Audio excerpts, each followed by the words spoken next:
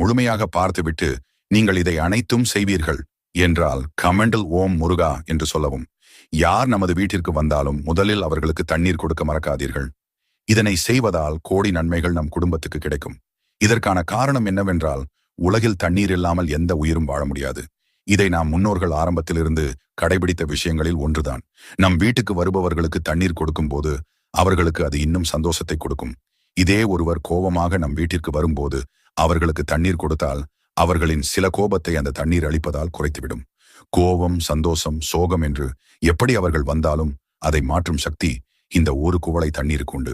அதனால் எப்போதும் யாராவது உங்களிடத்தில் தண்ணீர் கேட்டால் இல்லை என்று மட்டும் சொல்லிவிடாதீர்கள்.